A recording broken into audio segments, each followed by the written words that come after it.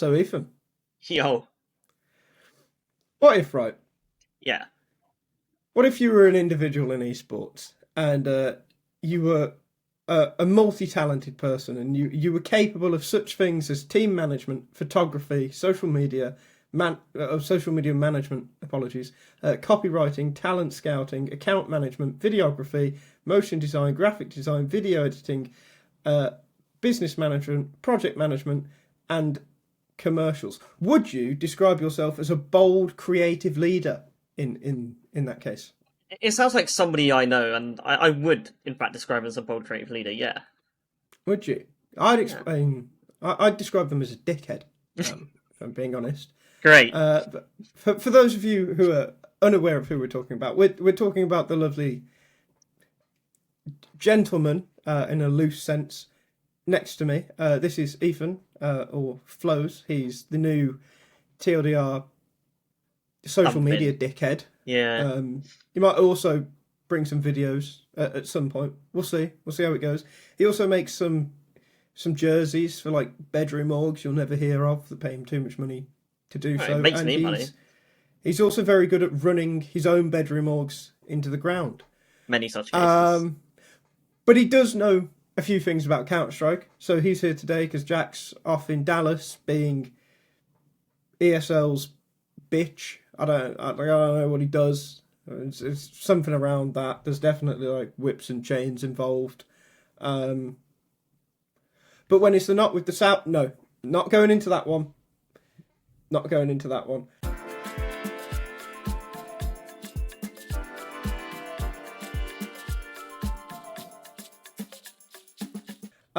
So we got a lot of Counter-Strike to discuss.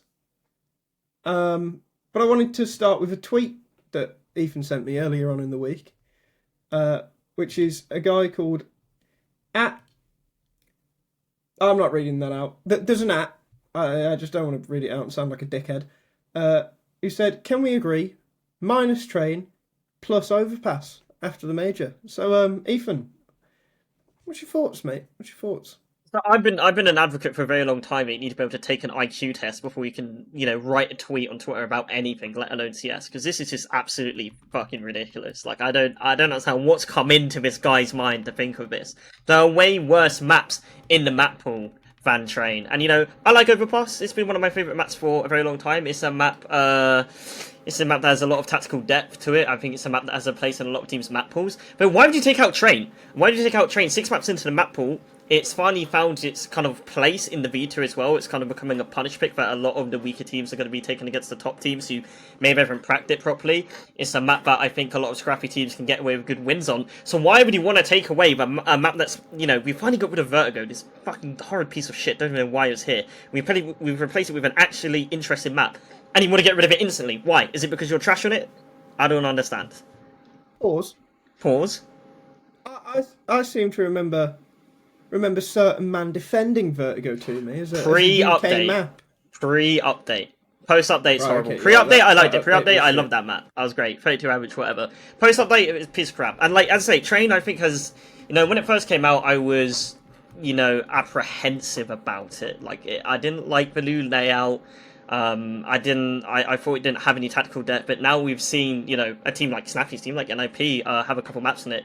It's got some really good layering in it, and as I say, it's got such a great place in the beta for underdog teams to pick it, against FURIA, as we'll probably get to later on in the podcast. And if you want to remove any map in the game right now, it's probably Inferno, and this is coming from an Inferno enjoyer, because, it has got a little bit stale. So the point is, why remove an exciting map when you've got stale maps in the pool? I don't get it. Well, this is the thing as well. That's what I was going to say. Like, I feel like the map pool overall, even with Train, like Train came out, we're all happy, we see it, and then we're like, oh, okay, the map pool's just as shit. No, Train's actually all right. It is all right. It's not perfect. It's all right. Anubis, bad map. I know you like it. Don't care. It is just a bad map. Like, it's way too T-sided, and yeah, you can say your bullshit about the economy, but it would be T-sided anyway. Like, Counter-Strike isn't designed to be T-sided, and it's kind of also the problem with Inferno, where Inferno is just such a solved map. Like, get rid of one of those two, like, or if you want to appease the Dust 2 haters, get rid of that. But actually, CS2 Dust 2, CS2 Dust 2 is kind of good. Yeah, I quite enjoy it. I like watching it. I like playing it. Like, I think it has to be Inferno. If you're gonna get rid of any map, I feel like it has to be Inferno. I like Inferno, but as you say, it's solved. It's a bit boring. Like, and I think replacing it with a map that has such great tactical depth as well will do wonders in the map pool. And I think it'll make the games between the elite teams so much more interesting as well. If you add another, deep tactical map like like we have Nuke in the pool as well. So, just to be clear though, absolutely bring Overpass back. Bring it back. Yes, please. Tomorrow. I don't care what map you get. No, I do care what map you get rid of. Make sure it's one of the two I mentioned. If it's Mirage, I'll Mirage is crap. Commit an atrocity. But Overpass needs to be back because it is and always will be one of the better maps in the pool. And there actually aren't that many. Especially the ones that are actually available for Valve to use. So let's go Overpass back. Let's move on though, because we've got another quick story. It's another tweet that we saw throughout the week. This one comes from @NotCloudFPS,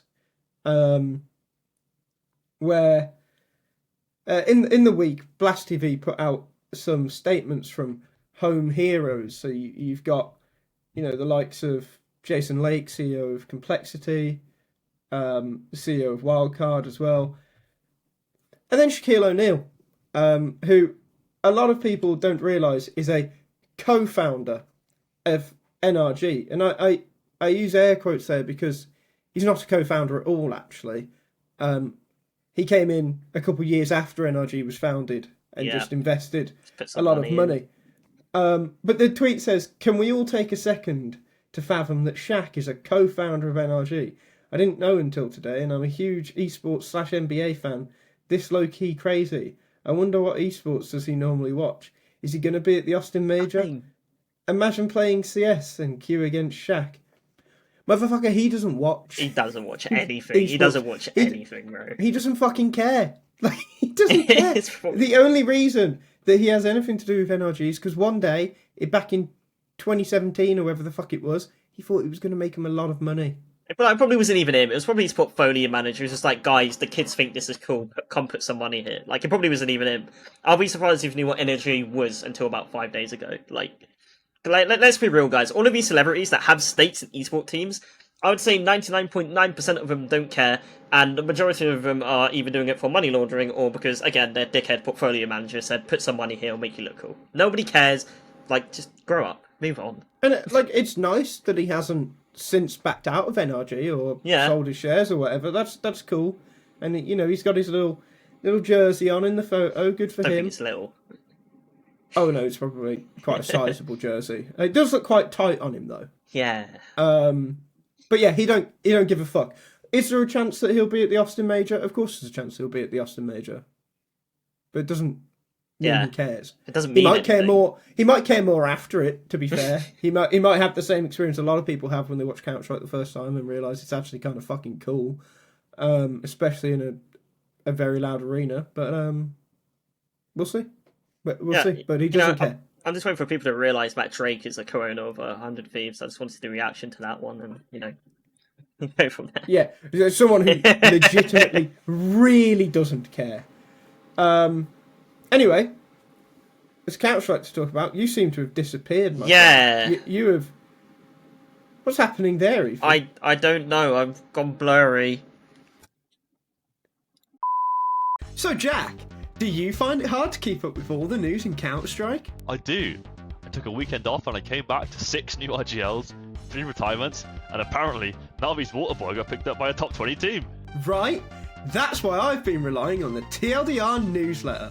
It's a bi-weekly email that keeps you up to speed on everything in the CS scene, without needing to scroll Reddit for 3 hours while questioning your life choices. Yeah, it's like if HLTV had a baby with your funniest friend who actually watches every game.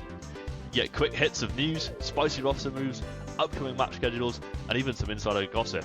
All killer, no filler. And let's be honest, some of these tournament formats, you need a guide just to figure out who's playing who. TLDR breaks it all down, so you actually know what the hell's going on. Plus, it's funny. Like, actually funny. It's like reading a group chat between smart CS fans who roast everything in sight but still care deeply about the game. So if your brain's full, but your heart still beats for Counter-Strike, do yourself a favour. Sign up for the TLDR newsletter. It's free, fast, and guaranteed to make you smarter. Or at least sound smarter in Twitch chat. Check out the link down below and subscribe, because the only thing more tragic than missing a major upset is not even knowing it happened. TLDR. You don't have time to read everything, but you still want to sound like you did. Should we talk about some Counter-Strike then, Ethan? And not just shit on people's hopes and dreams of meeting NBA That's legends. fun. Yeah, no, I love it, but like I also quite like Counter-Strike. Yeah. Even PGL tournaments that like feel like they go on for way too long and are just disappointing in every way. Let's talk about PGL Astana, because that happened. It was one of the tournaments of all time, and we'll start with. Yeah. We're not going to talk about every team, but we'll start with the two 0-3 teams because they are probably unlikely 0-3 candidates. Let's talk about Gamer Legion first. They went out with losses to there was multiple teams that they lost to. I did have it up. Nope. I've completely lost the tab. It's Hotu, Furia, and Spirit, with Hotu being the 0-3 game. Yeah. And for those of you who are unaware of what a Hotu is, they contain an incredibly named player, Duke Fissura, which I'm a big fan of, as well as Mark Lamparder Ivanov, which just feels like about 26. Feels like there's an issue in naming conventions there, but whatever. Really bad tournament for them. Yeah, it was. I was hoping that they would continue their whole pick-me-up thing they were doing after not qualifying to the major, but what I saw at this event was absolutely fucking dismal. I don't even know if I was watching Gamer Legion or like a UK team. Like I don't understand what I was watching. I understand they're probably a bit dead, obviously with the KRO report coming out, and you know I get that Stand has been a bit poo, but losing the Hotu is fucking ridiculous. I can't even fathom it. Like, this team doesn't even do good online. I don't even know how they qualified for this event. The majority of the players on this team are like 25 plus. Like, they probably do this as a part-time thing. Like, I don't know, man. I don't even have many words for this. It's just really disappointing because I really like this team. I really rate Ash. I understand that Slend has been absolutely like just terrible for a while now, and he's got to go, and I'm happy that he's going, but I don't understand how you can excuse that. You know, you can let them off with the other losses. I don't know how you can lose the Hotu and be like, okay, like we're still a good team. Doesn't make sense. I'm not sure they are a good team at the moment. I think they're probably a dead team, considering that in the last couple of days there has been a report from KRL that they're signing Kersey. Yeah, I don't know who that is. I asked you before, since you're a knower of all things tier shitter, and you said you didn't know who he is. No. So let's hope this is an Ash masterclass, because if not, I know the team he was on. He was on Gen 1. Well, I think that was the team he was on before the team he was on. Gen 1 were crap. Like, they didn't even get many HOTV games in. So I'm kind of hoping this really is an Ash masterclass, because I've not seen anything of this guy. I've not heard anything of him. The team he was in was Gash. Like, I guess he's just been in the demos and he's seen something that we haven't or whatever. But I'm very surprised they didn't take a chance on this Moon guy from Kazakhstan. He stood in for 9 Pandas, absolutely fried. I think I can't remember, Grixie Orpo as well, the guy who stood in for Deco and Aurora as well. Like, that guy seems really good.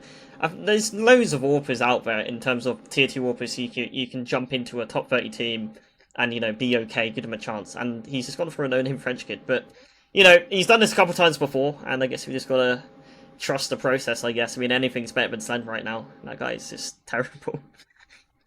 Yeah, and it's a big shame, because I actually think he did look like someone who could be solid at one point, but he's just lost. Yeah. Whatever he had. And hopefully he gains it back on some smaller team. I don't even know where he could go. But yeah, that's the thing. It's very hard to figure out where he could go. So the next team that went 0-3 was M80.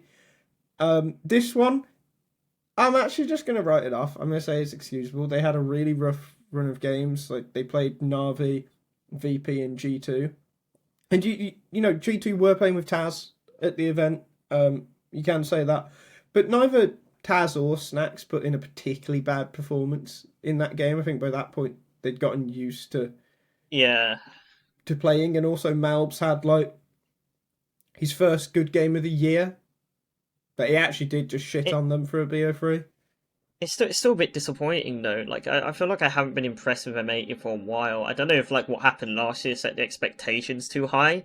But every time I've been watching them like this year, pretty much, it just feels like they have one kind of decent, okay player on the team with Blake, Sin, and then Sin trying to get 3 idiots to try play some good CS. Like it just doesn't look like a good team anymore. I feel like they need a change to progress, and this is a difficult run. I mean, I think before the podcast I was like, I can't believe they went 0-3, and then you explained the run to me. I was like, okay, yeah, it's a difficult run, but I don't know, man. They look uninspired, I guess is the word I would use, and they have done for the last 6 months. Is it crazy to say that I think losing to G2 with a coach is more acceptable than losing to VP? Yes, because VP are the worst team of all time, and I hate them. I think that's perfectly reasonable. They are awful. But yeah, terrible. But with M80, like I've never been convinced on Swisher. I don't get Swisher conceptually. I don't think he's this like great NA player that people hoped he would be. I think he's actually just like kind of crap. Yeah, Rec, like he's maybe a floor raiser for a couple of teams. Maybe Rec is someone that Complexity should have gone for a while ago, but again, like, is he really raising the bar for a team? Like Lake's legit. Lake's good, bro. Slacks. Sin, I think Big made a horrible mistake letting go of him, because I think Tabson's not a great IGL, and Sin maybe could be. So it's just like, yeah. It's a rough run of games, but I do agree with you. Like M80, it kind of feels like that they've reached a plateau, and it's another team that might need a change in order to actually do anything. The thing is, though, it's going to be very difficult for them to get their change, because completely unrelated to CS, but still related to the org. The org's in a lot of trouble behind the scenes, and they have been for a very long time now. It's not very publicly known, but it's kind of like if you know type thing. Like they bought another NA org last year, not entirely sure why. They've been letting go of teams, they've been downgrading contracts very slowly. I think the word on the street was if they didn't make this major, then they were done by the summer. And I think even now there's rumours out there. I think a Brazilian website recently reported that they're looking to even offload their CS team. So the thing is that this is probably Valorant roster as well. Yeah, exactly. I mean, Valorant tier 2's crap anyway. Like, I don't even know why they had a tier 2 Valorant tier, but whatever. Like, I think that probably weighed on the mind of the team a little bit, but it shouldn't be to this extent. But then, again, it's going to be really difficult for them to get that change. I don't know if this team exists after Austin if the org goes kaput. And to be fair, I don't think that's a bad thing, because Rec can maybe go to Complexity if they feel like they need a change. And I feel like Sin could be in the contention for a slot on, a Game Legion type team, or maybe better if one of those teams end up needing a change anytime soon. I think the thing with Sin is that he needs a good coach behind him. I think Big just instantly go for Sin. I mean, they have to. Or close their doors, to be honest. Yeah. That's the most I'm going to say about Big in this episode. They went 1-3. I'm fucking sick of that team. Like, not the only one. I don't know why they exist. You're now just ruining Crimbo. Like, fuck the lot of you.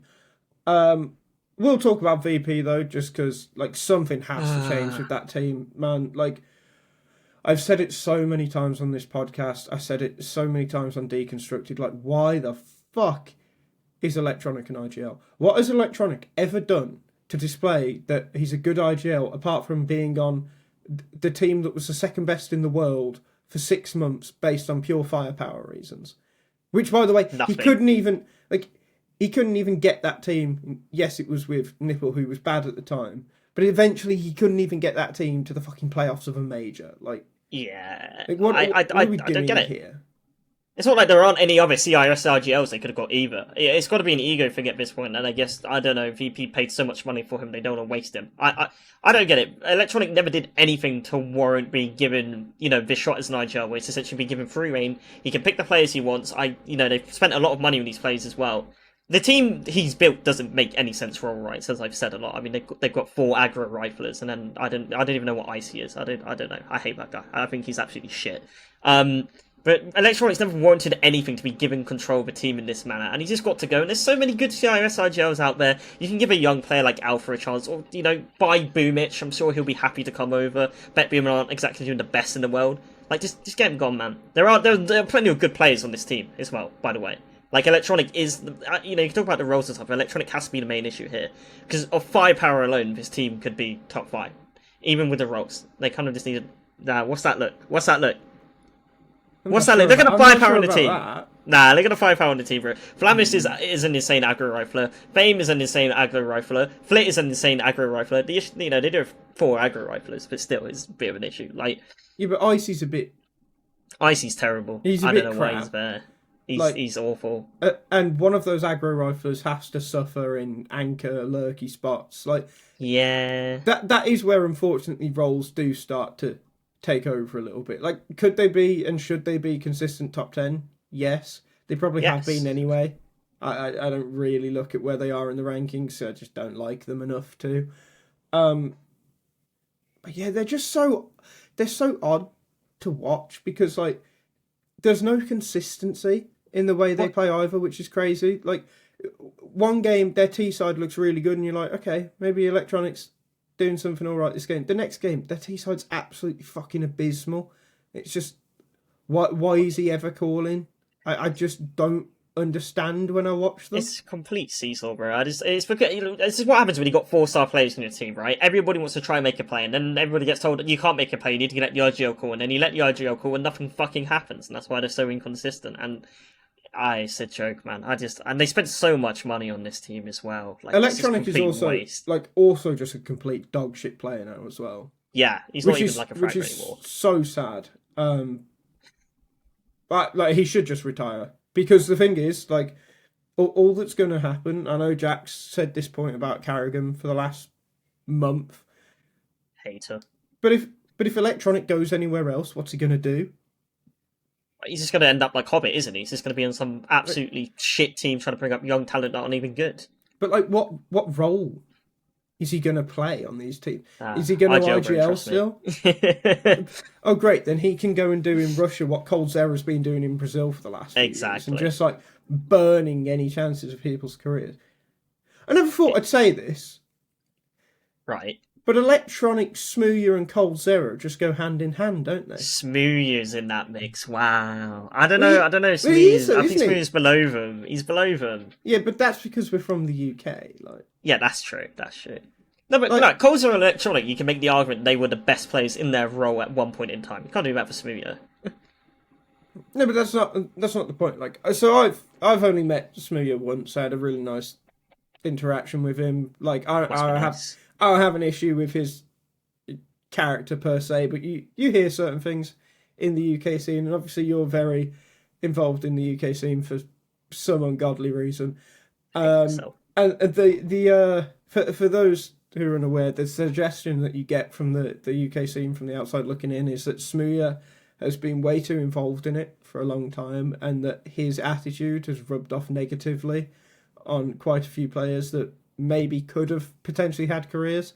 And I feel like that's just what we're kind of seeing off Electronic and Cold Zera. Like, these two people who are just sticking around for too long, and there's talent that could have been something that now just isn't going to be anything because they get stuck on teams with these dickheads.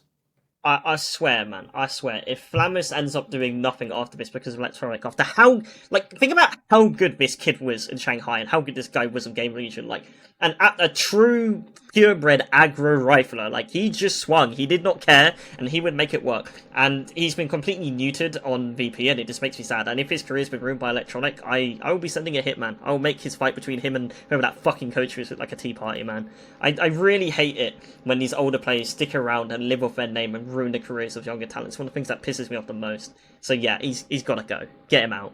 Yeah. Get him gone and just blow up the team as well. Yeah, but that's more just for the sake of it. Right. So just as a quick overview of the Swiss stage before we move into the playoffs. The two FURIA teams were Spirit and Astralis. Yes, Astralis. We'll get to that later because it's a little fucked up, but kind of enjoyed it. Won't lie. The next teams going through from the Swiss stage were NAVI. Wait, the FURIA teams weren't Spirit and Astralis. No, the FURIA teams. Yeah, it was Spirit and the Mongols. Sorry. Yeah, the Mongols. Expected. The next teams were NAVI, FURIA, and Astralis. Which my point about Astralis still stands. Little fucked up. I thought if they were going through the playoffs, it would be free too. I enjoyed it. Yeah. Same. Yeah, I'm still a little baffled over Astralis, but we'll get to them. And the 3-2 teams were Aurora, NIP, and MIBR. MIBR in playoffs really does sum up my thoughts on this event. The 0-3 teams, as we said, Game Legion and M80. The 1-3 teams were Pain, Hotu, and Big, and the 2-3 teams, VP, G2, and Odic.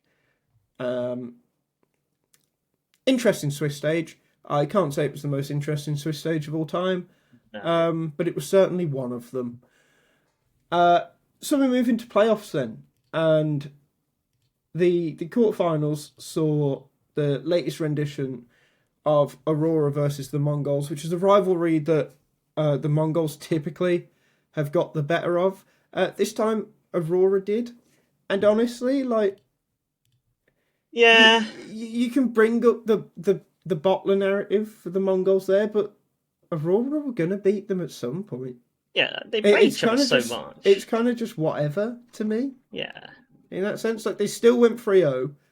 Like, the game itself was, okay, 13-5 on Mirage, but 16-14 on Anubis, which has been the big problem for Aurora in that matchup, has been Anubis. So, again, do you just think that's like a write-off loss? I get the Mongols bottle job narrative, and it's definitely real. It does exist, but I don't think it can apply to this game. As you say, they play each other so much. Like, I mean, this is fine. Out of all the playoff losses they've had this year, this is fine. Even if I think Aurora are actually not that good, it's fine. Yeah, I mean, we'll get to Aurora, but I agree. Like, I just don't think there's much to say about this game. Like, I think if you're using this to push your narrative, like, grow up. It's maybe why you shouldn't be delivering narratives, because you probably don't understand the word nuance. Just a thought. Well, I'll leave that with Let that simmer. Yeah. Another quarterfinal that happened was Spirit versus NIP, which, to be expected, was a 2-0 for Spirit. Yeah. However, in NIP's defence, right, 13-8 on Train, 13-11 on Dust 2. That's a lot more competitive than people would have expected. So let's talk about NIP a little bit, because this was their first Tier 1 LAN. What's your takeaways and kind of hope for NIP? What do you think they still need? Where do you think they can be with this current team if they were at a few more bigger events with the likes of, actually good teams? Yeah, I was quite happy with the way NIP played. I mean, I had my issues, obviously, but I was quite happy with the way they played. They looked like what I expect them to look like. Flowsball. Well, yeah, Flowsball's the best brand of Counter-Strike ever. But anyway, it looked like a classic snappy team. The set plays were very good. There was a little bit of room for the star riflers like Aristos and also for Wrinkle to try go for plays if they felt like they had something they could pull out of their pocket. They look fundamentally really sound, but I also think that's to be expected. I know this is their first Tier 1 event, but they've been a team for 5 months now, and it's not like they wouldn't have been able to crack Tier 1 teams. So I think it's good that they've come out and shown this level, but we also shouldn't be surprised. This is the level they should be at. But they also have the exact same the exact issues that I think you'd expect them to have, and that is lack of firepower and lack of an X factor. It's the same issue that the Ents team had before they were able to get nerds, right? They lack that one person who can kind of pick them up by their socks and drag them through difficult games when the system isn't working or when they're just simply getting shot harder. I really liked the idea on paper of bringing Aristos out of these anchor roles and putting him into more star spots where he's going to have freedom. Because he did have the mechanics and he did have some rotator roles on Saw where he looked really good. But he's not delivering the numbers that they need to beat some of the better teams in those spots. And Ujerks was okay, I guess. So I would say with the current roster, they could be like an okay top 10 team. They'll break into the playoffs every so often when they had a decent run. But they'll be nowhere near a trophy with this lineup. And if they want to go for trophies in the future, which I assume is their goal, we remember the infamous NIP tweet of them needing to be on top approximately 6 months ago, which never materialized.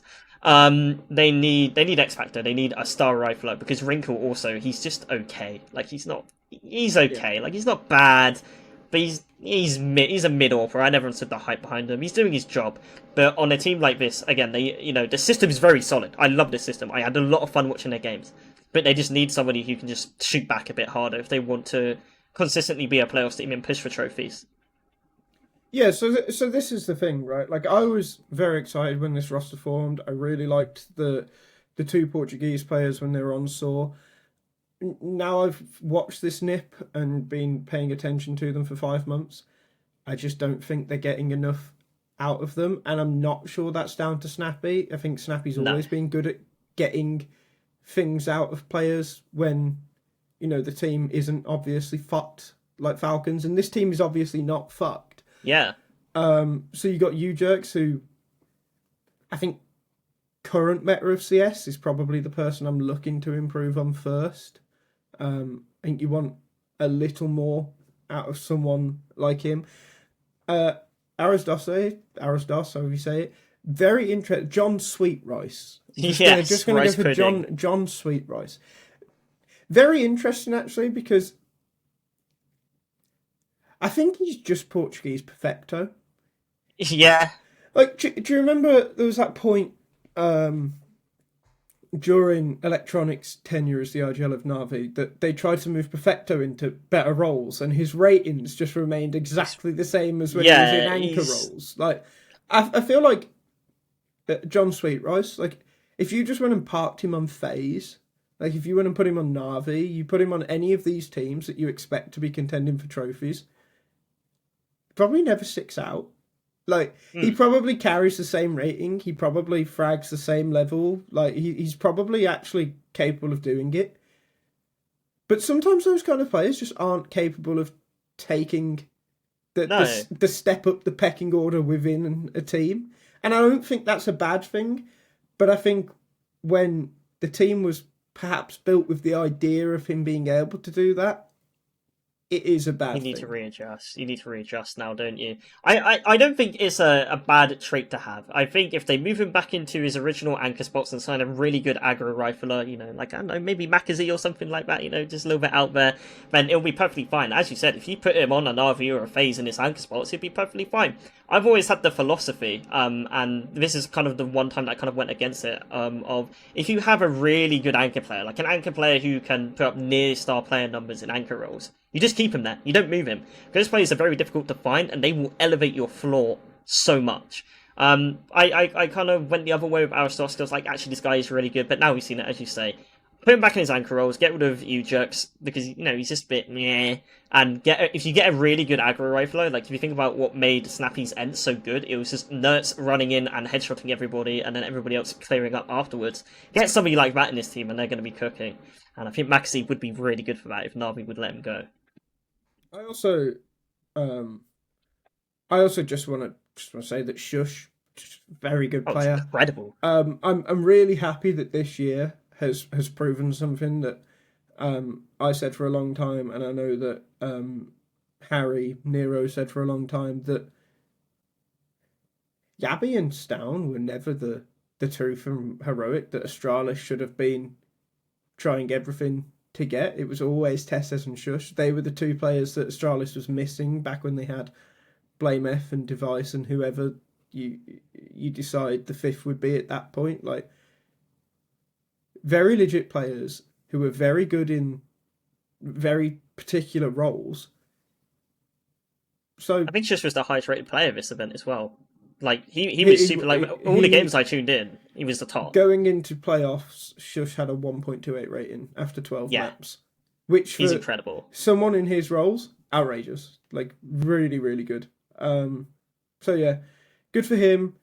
Good for Nip. Playoffs was what they really needed to get. They've shot up the rankings. We'll now see them a lot more in the second half of the year, and I'm really looking forward to that.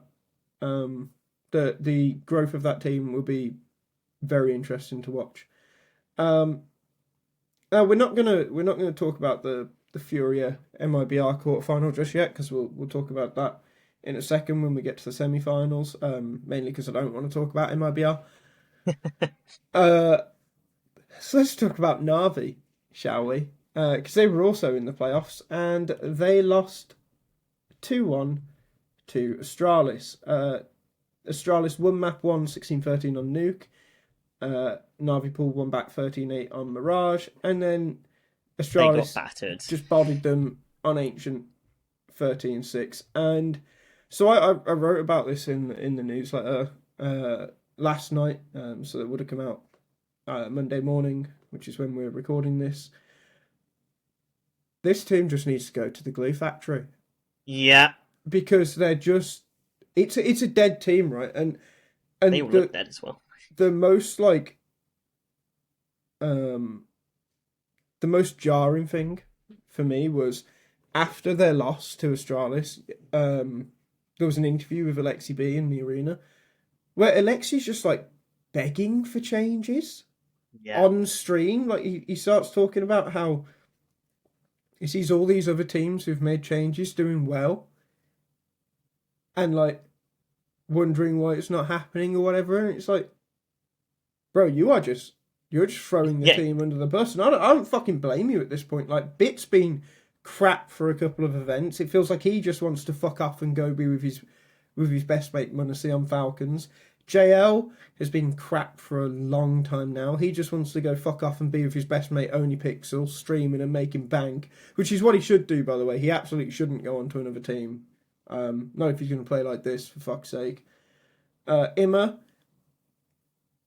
He's okay. I'd actually keep him around if I wasn't concerned. If I wasn't mildly concerned about like his mental, I'd keep him around. Wonderful's been a lot better again, but like Wonderful isn't great. Like, he's not. He misses a lot of big shots. He misses in a lot of big moments. Like the only he's always person, the one that's been missing in big games. The only person I'd be dead set on keeping from this team is Alexi. This team is awful. It's just so horrible right now, and it's miserable to watch. Like, I don't care how good Astralis looked at this event, right? And I know we haven't spoken about them yet, so we'll explain why they look so good in a little bit. NAVI should never be losing to them, because the entire point is that Astralis, no matter how good they look, can only ever look so good with the players they have. Whereas it's a fucking major winning team. They were in the final of every event for like 6 months. Like, what's happened to this team? Was it just the greatest purple patch in Counter-Strike history? Are they actually all the tier 2 players that they were signed as still? I don't think it's that. I just think they've given up. And rightfully so, because they are fucking terrible. Like, they got... one of the reasons why they got away with being as good as they were last year is because all these other teams, they lacked like super team level firepower, pretty much. And, you know, they lost to Spirit a lot because, you know, Spirit have Donk. But all the other teams, like Vitality, can access all of their firepower. FaZe was shit. Eternal Fire weren't relevant. So they got away with it then. Now they're playing against teams that actually have a lot of firepower, and they're just depressed. Like, they can't do it. The system isn't working, and when the system isn't working, they don't know what to do. It's not even just a shooting back issue at that point. It's that they genuinely don't know what to do when the system is working. Because, like you said, these players, they came from tier 2. They don't have a wealth of knowledge to fall back on when times are getting difficult. And I think all of them understand that they probably should have made changes in the off-season after how bad Shanghai went. Because it wasn't just Shanghai that went bad. They had a string of rough events before that as well. It wasn't just the major that's bad. They had a couple of bad events before when we're like, okay, maybe they'll be good for the major. And then they shut the bed in the major and didn't make playoffs. And now here we are, 6 months down the line, and they're still shit, and they're still depressed, and you got your IGL big on the screen for changes. Like, the mental's just completely gone. on this team, and that is reason number one, need to make changes. Reason number two is the firepower. Reason number three is the lack of experience. And they just struggle so much anytime there's any bit of pressure on them. And even last year that was the case. If you think about the finals they lost and who they lost them to, I don't know, man. It just needs to be nuked from orbit. The thing is as well is who do they bring in? Because obviously you mentioned McCarthy earlier, fine, but the kid's fucking 17. Who knows if he's ready for the step up? There's s1mple, but no. Wonderful's not even your biggest problem. And at the end of you bring in s1mple. s1mple brings with him an attitude that who knows if he can even back up anymore. But do I think him and Imma's personalities mix well? No. No. Why do you think Imma was so bad originally? Yeah. There's so many fucking different factors here where I'm I don't even see an easy fix for NAVI. It's so difficult. I can't even think even with Maxi, and I actually rate him really highly. I think he's ready to jump into tier 1. He's putting up the same numbers Donk was when Donk was in tier 2. Even with him, you bring him into the team, well, now you need to have experienced players around him to help him develop, which NAVI don't have at all. You're looking at 2, maybe 3 changes if you want to fix NAVI, and in the current transfer market with how big buyouts there, and also just there aren't really a lot of players available either. It's going to be really difficult for them to rebuild, and they really missed doing something in the transfer window, and I feel like they fucked themselves for the rest of the year pretty much. I don't even know what they could do to get better. Well, yeah, because they can only make a maximum of 2 changes as well. Oh yeah. Otherwise, they dump themselves out of VRS. Yeah, it's just a very, very weird place that they're in, and go read the newsletter. I spoke about it more there. I recommend reading the newsletter. I think it's quite good. Is that because I have a large part in it? Yes. Did I think it before I had a large part in it? Yes. Unsurprising answer, to be honest. I thought you were going to say no. No, of course I'd say yes. I believe in the homies. Anyway, move on. I want to talk about FURIA. Vamos! I'm not even fucking saying it. I fucking love FURIA. I'm all in on FURIA. You know what? Fallen, you've got a fan in me. Queserato, you've got a fan in me. Yuri, you've got a fan in me. Molodoy and Yakindar, big fan. Really? Molodoy? Really? That guy? I don't know about that guy, man. Nah, Molodoy's legit, man. He's the fucking truth. Okay. He's the truth. Know. He looked great. Yakindar looked fucking great, right? And it proves everything I've said. They'll end up being shit now for the next 3 months. This is just what's going to happen because I'm excited for once. But this tournament showed what I'd said about Yakindar on Liquid for the longest time, in that it was just fucked for him. There is no way that Yakindar could have ever performed well with what he was being expected to do on Liquid, and then you put him on a team that is in theory more functional, has better roles. He has a really good event. Yeah, he was solid. Still hate the view model and the way he sits though. Oh yeah, that's got to change. There's something completely wrong with that. But I really hope this team sticks together, and I know Fallen's insinuated he hopes Yakindar sticks around as well. I feel like Yakindar would probably like it after the year he's had. Do I still want to see a little bit more out of Queserato again? Yes. I'm kind of worried about what's happened to him because that's been a long-standing thing now. But if this team sticks together and does well over an extended period, why wouldn't Queserato perform better? In theory. And also fucking shout out to Fallen for adapting to rifling so well. That's exactly what I was going to get into, man. My favourite bit about this team, it wasn't Yakindar, it wasn't Molodoy, it was Fallen putting up, until playoffs, I'm pretty sure a 1.1 rating as a rifler, and this guy's been AWPing for 10 years. I think everybody's biggest question mark coming into this event with his team was how good is Fallen going to be in a rifle, and he was good. He was really good. He had a lot of impact in his spots. I don't think he ever looked out of his depth.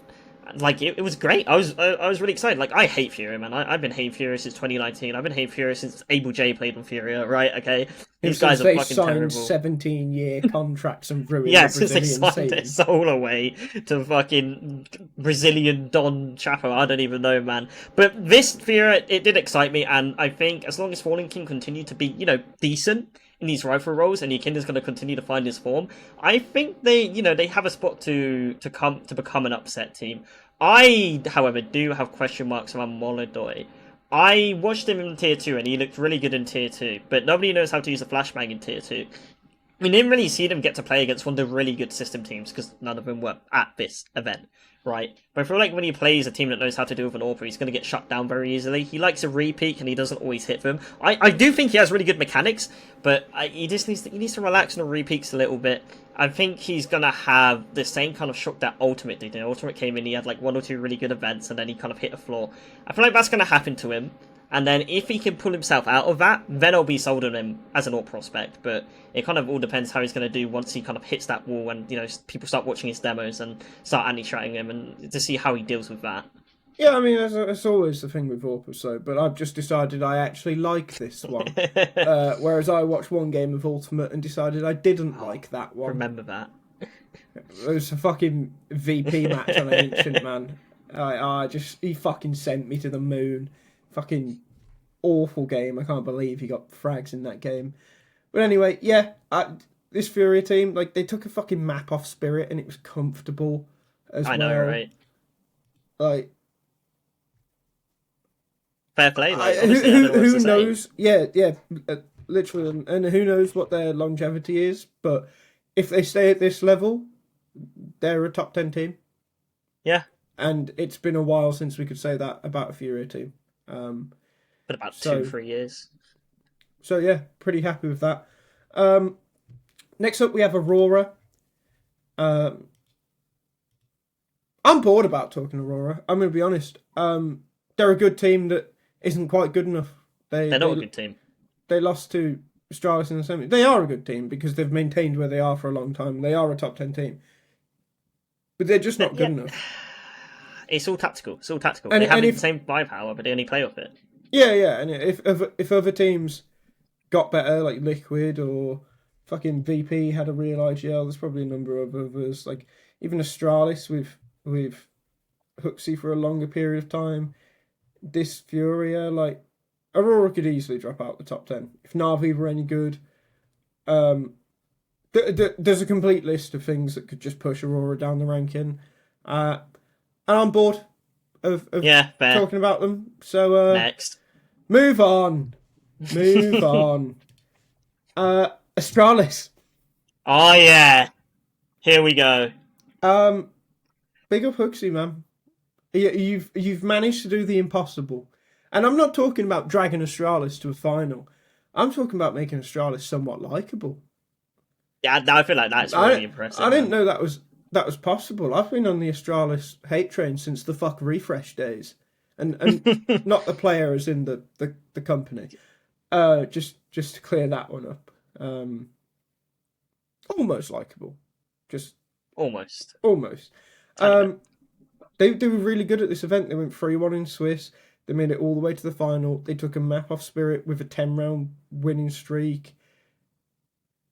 I have my doubts about them, but it's kind of refreshing to see an Astralis team that you actually do believe can be something and not think, oh, this was just obviously a complete fluke.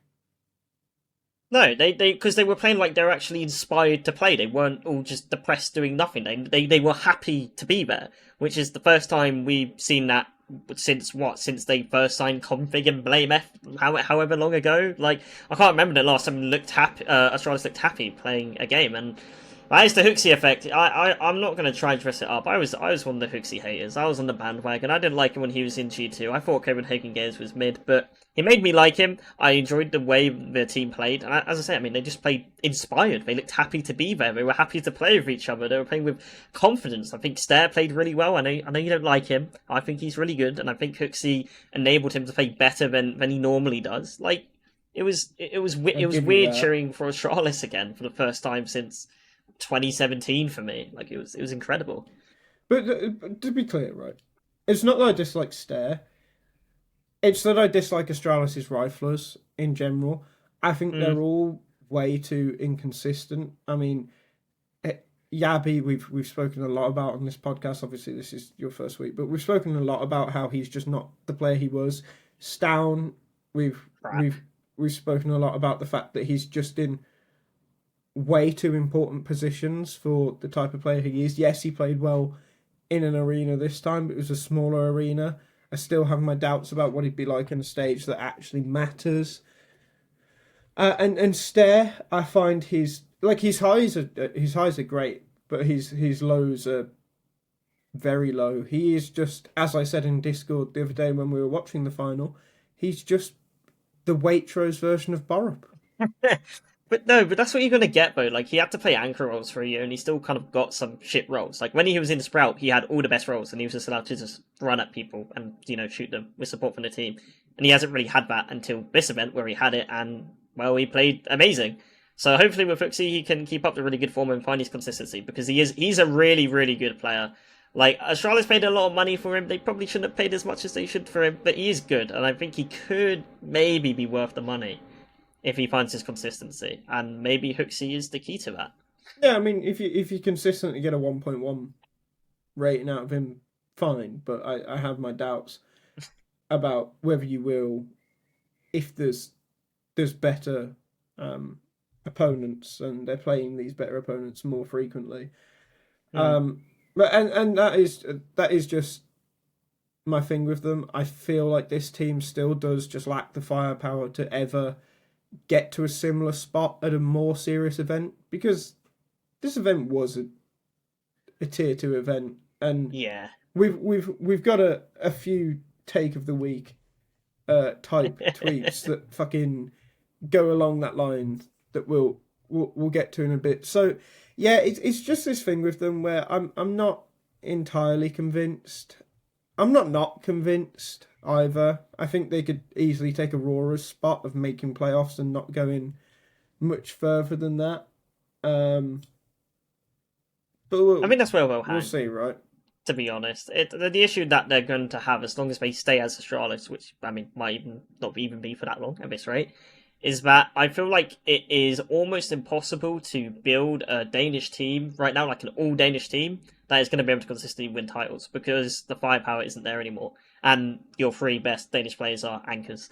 Like you don't really have a true star player in Denmark anymore. He can go up and take that role. I think Stayer's really good, but he's not Donk, is he? He's not Maxi, he's not Nico, right? He's not that caliber of player. He's just below.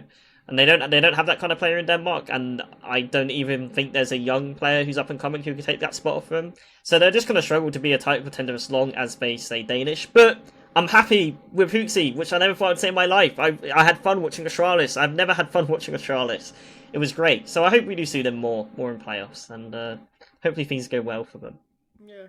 And we'll talk about Spirit in a minute, but just quickly, fuck you for having doubts about Huxi, and fuck all the Huxi doubters, because I'll accept it. Listen, it was very clear as soon as Snacks came to G2 that Huxi actually did do something, and it was very clear as soon as JKS was benched that actually Nexa was the problem. Yes. So fucked a lot of you. Huxi is the truth. Fair.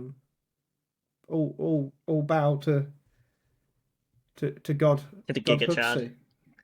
No, I don't like the Giga Chad thing. It's a bit cringe. It's a bit played out. Let's just compare him to a god instead. That's more reasonable. Yeah, it's a fair comparison. I like that. So finally then for the Astana teams, we have the winners of the event. We have Team Spirit. Yay. Yeah. I just don't like Spirit, man. I don't like the way they play Counter-Strike for one. I don't find their games to ever be particularly interesting. I find just their characters, like the way they were with the interviews with Banks after they won, it's just, you're so fucking magixx, man. Miserable. I mean, at least magixx was the only one who actually tried to make Donk seem like he wasn't a complete and utter prick. Yeah. Okay, to be fair, Dog's allowed to be a bit of a prick. He's the best player in the world by a margin. I think he's allowed to be a prick. No, but Fuck everybody else. it's just that it's this whole fucking. How's it feel to have the crowd cheering for you? I don't care. Like, listen, mate. that's I know you. I know you're 17, 18. I know you've spent fucking 85% of your life on Counter-Strike, so you probably are going to be a little socially stunted. I mean, my experience of him, he's a nice kid, whatever. But maybe, you know, I've not spoken to the kid for a year in person, outside of a couple of interviews here and there where he's always quite polite. But it's just like, just fucking lie. Yeah. Just lie. Why is there no one in Spirit that's just telling these kids to lie? It doesn't hurt just to be like, yes, it's really good. Thanks everyone for the support. It just makes you that little bit more likable, and also like, it's just good for the fans there. Like, I don't really get the attitude. No, I don't get the attitude from everybody apart from I agree with you on the whole arena thing. Like, he definitely should be like, yeah, thanks for the fans. I don't mind Donk having an ego. Fuck everybody else for having an ego, because nobody else in this team is even good apart from like Shiro sometimes. Oh man, I have so much pent up hatred for magixx. I could go on for fucking years about this guy. He showed up to 2 games last year, and outside of those 2 games, all right, I'm holding.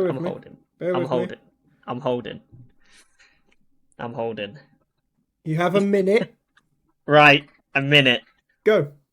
Right, magixx showed up for 2 games last year. There's only 2 games last year where he played good. Yes, they won the major because of him, but outside of that, he had a 1.01 rating. He is dog shit. He loses some finals. He loses some series. He doesn't even play his roles well. He constantly makes bad decisions. I don't understand why he's on the team. Spirit are not going to win a real tier 1 trophy this year because they do not have firepower, and their second anchor is fucking crap. Chopper and rotate roles. Chopper and rotate roles are... I don't... I'm gonna be honest. I'm gonna relax for a second. Pick magixx. He's shit at interviewing, and he's shit at the game, and he's quite large and looks like a woman.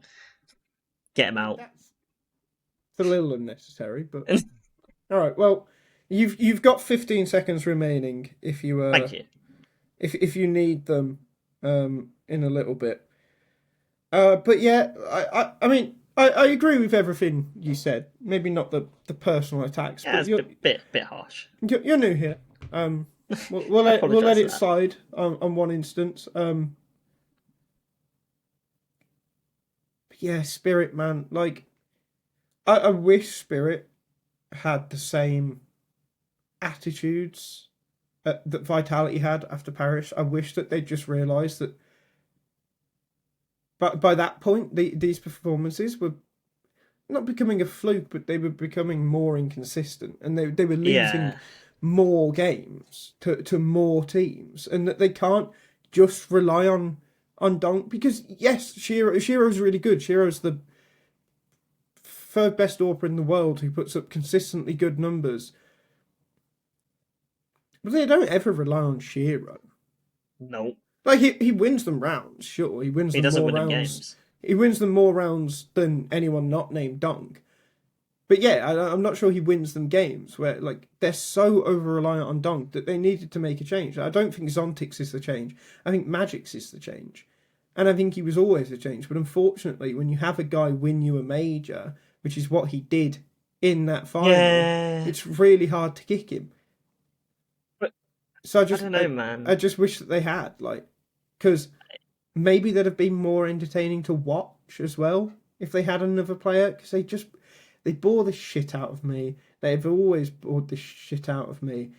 And to be honest, kind of feels like they're a dead team right now. It does a little bit, doesn't it? Like, the way they reacted to winning just seemed less infused than other times. And we know that teams were considering this event a little less. I mean, like, when NAVI got knocked out, Blade tweeted it was just a tier 2 tournament, and yet we only placed top 8 a week, an unacceptable performance. Which, for what it's worth, some guy at Jesus Jane Christ, great name. Oh yeah, great name. retweeted it saying them treating it as a tier 2 tournament is one of the reasons they lost, which is ridiculous. Navi just lost because they're bad. Move on. But yeah, so like, we know these teams were looking at it as a smaller event, but at the same time, like, it's just their attitude, the way they seem to be tilting more. Like, I'm just not convinced that this Spirit is a team that's really meant to be together right now. It's pathetic. Everything about them is pathetic. The way they play the game, the calls that are made, the fact that every round ends up being the last 20 seconds don't get 4 kills, pathetic. Their attitude towards interviews, pathetic. Their map pool, pathetic. Everything about this team is pathetic. They go about their business, with a lot of swagger. They go about their business as a team, that is really good, but they're just not. And it just makes it pathetic. I just don't get it. They need changes, and it's not even just firepower. I think the way they play is really bad, and they need another player on this team who's going to be able to take initiative, because you can't keep having these rounds that end in 20 seconds. Dog isn't always going to get 4 kills with 20 seconds left in the round.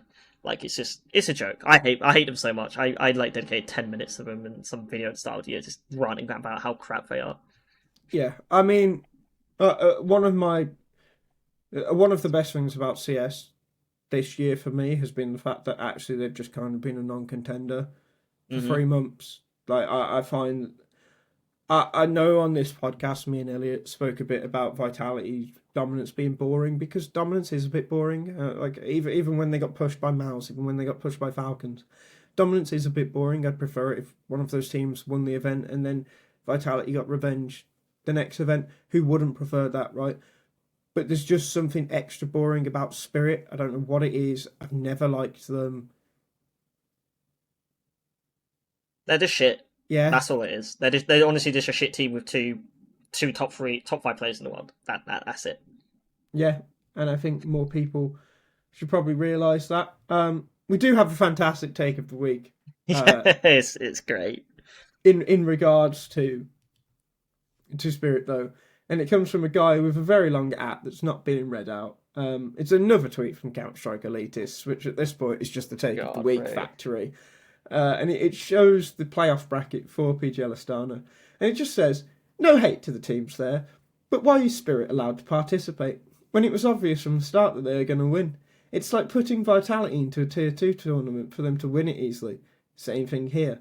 What the fuck are you on about? What's he even talking about? Like, by that logic, Aurora and Astralis should have never been let into any event ever, because they were just already going to win. Like, what are you even talking about? But you've got half of the playoffs are in the top 10. Yeah. Just because one is better than the others does not make it not legit. Like, I don't know, man. It must be like primary school sports day. Yeah, I don't get it. Fucking idiot. And there is one final take of the week as well, or rather the Taken take of the week, because everyone here loves Taken. He's the resident. This was fantastic, by the way. The resident TLDR Discord danger man.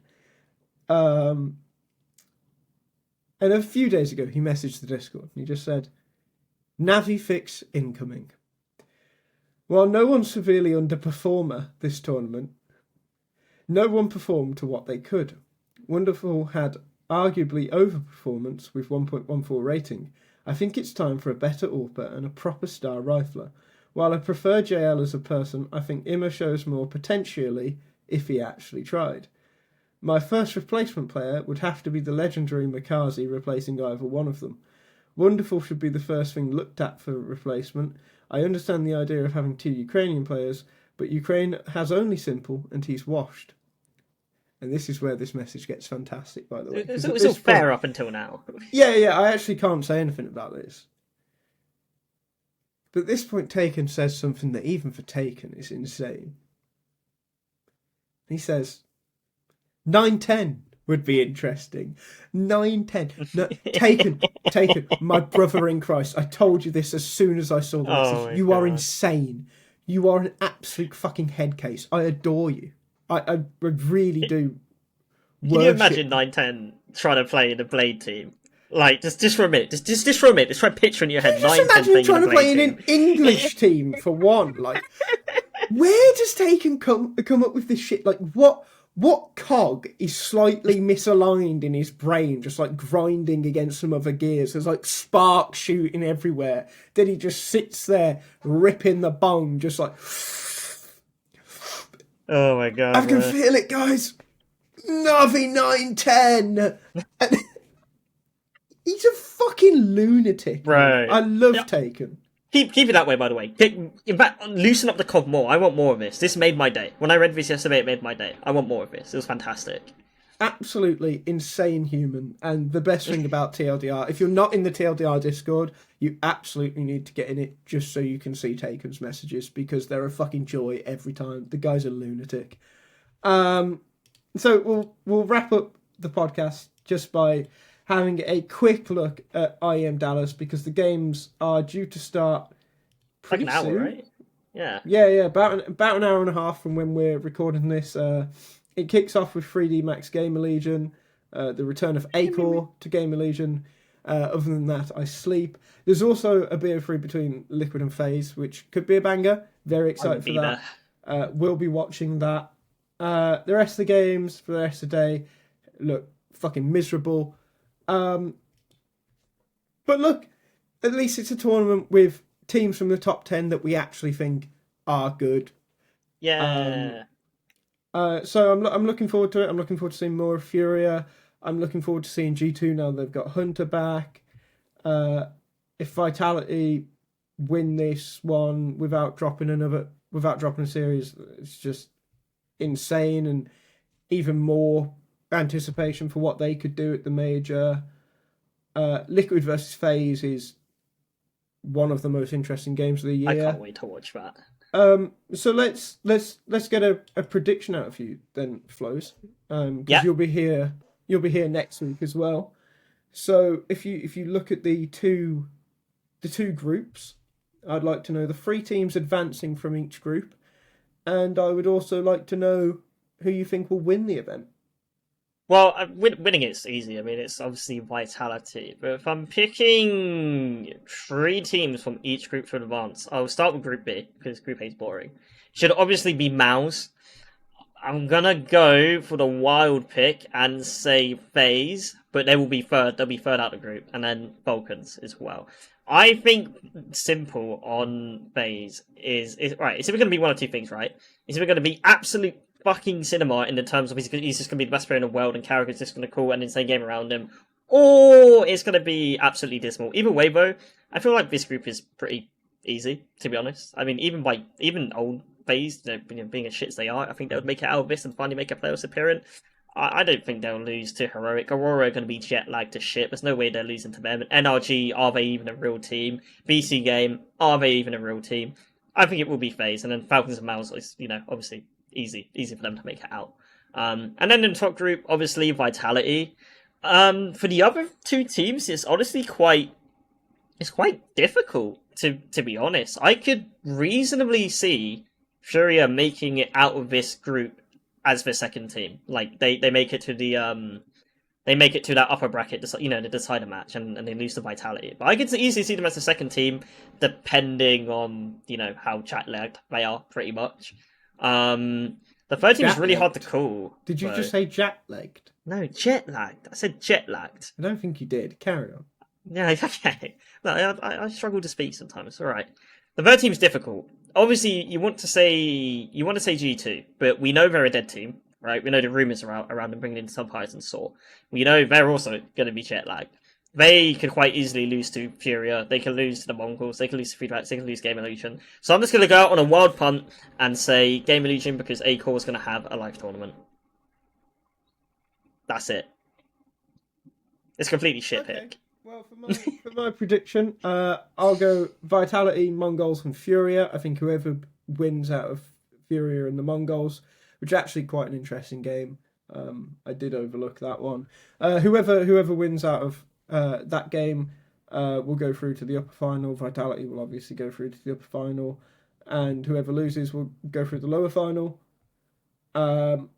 Group B, I'm going to say Mouse, Falcons, and... You know you want to do it. You know you want to do it. It would be cinema. Liquid. Ah, you're boring. You're forgetting FaZe are playing with Skulls. And I think Skulls Skull's is fine. fucking Skull's better than rubbish. Rain right now. He's better than Rain right now. It's fine. I think he's rubbish. Don't get me wrong, I like the idea of FaZe more with only one of Rain and Elige. But Skulls isn't the guy to solve that problem. You know who is? John Sweetrice. Yeah, he actually could. No, honestly, I was thinking about it earlier when I said it. Like, I actually think that would be a good move. That'd be great. But we'll leave it there for this week. Oh, I realised I didn't say who I think are going to win it. It'll be Falcons. Fair enough. I think Vitality won't keep the streak going through to the major, but Vitality will win the major. So we'll leave it there. Thanks, Ethan, for coming along. I know you'll be here next week as well, and you might make appearance throughout the major. Who knows? But yeah, as always, I've been Sam. My Twitter's at AnimoCS2. There's a 1 in it. He's Ethan. His Twitter's at EthanFlows with some numbers with and 0. some letters capitalised. I don't care what they are, Thanks, to man. be honest. At ReadTLDR. That one's more That's the important. one. That one's more important. It'll be down there anyway. Max back this week. Hopefully their exams went well.